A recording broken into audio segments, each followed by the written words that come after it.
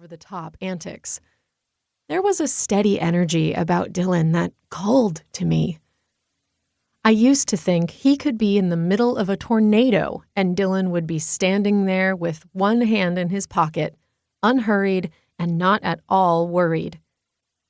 It was Dillon's turn to walk down the aisle, and as he passed, I soaked him in. It wasn't often I allowed myself to stare at him. I'd done enough of that growing up. His gaze flickered over to me, and for one delicious, delirious moment, we connected, and time stood still. Just as quickly, he jerked his eyes away, breaking the moment. I didn't miss the way his jaw clenched and his hands curled into fists. Tears filled my eyes. While everyone probably thought I was crying over the sweetest wedding in decades, my tears had more to do with a very different emotion. Hate. Dillon hated me, and that straight gutted me. The wedding was beautiful and perfect, of course, and I did my best to focus on the bride and groom, not on the groomsmen standing at the end of the line of tuxedoed men, the one I worried I might still have feelings for, the one I was pretty sure I'd always have feelings for.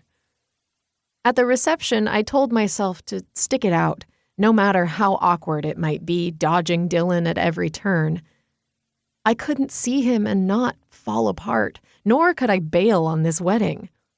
The Cunninghams had been my parents' best friends, along with being next-door neighbors. It would be horribly uncouth of me to leave early. "We need to go to the studio," Ray, the woman Dalton had just started dating, exclaimed, panic bleeding into her voice.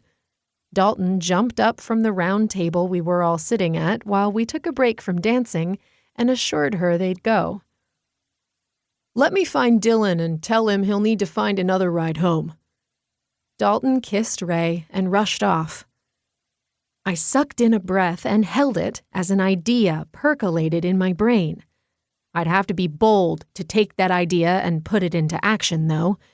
It would take girding my loins and going into battle with the enemy. It would take a confidence I might have possessed a few years ago, but which had been drained out of me with each year that passed while I still lived in the same town with no career and no relationship. Nothing to say, "Here stands Sophia, and isn't she amazing?"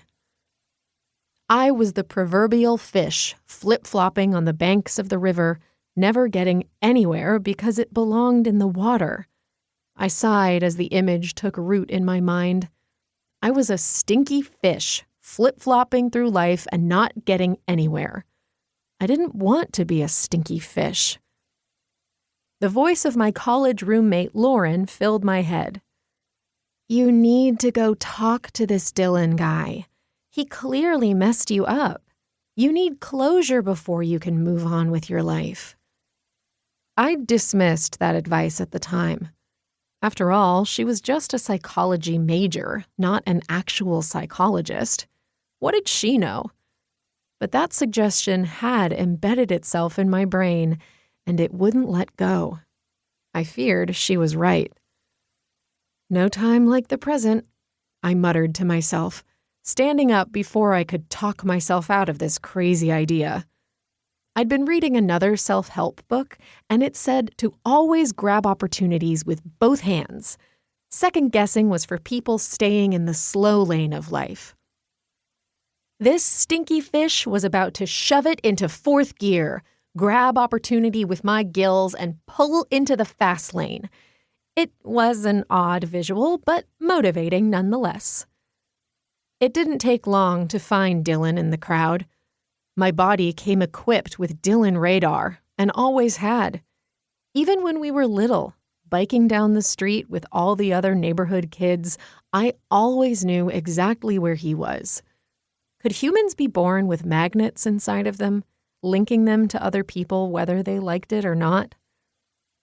I watched Dalton whisper to Dillon beneath the hundreds of tiny white lights that illuminated the reception, and then he took off. Dillon ran a hand through his thick hair.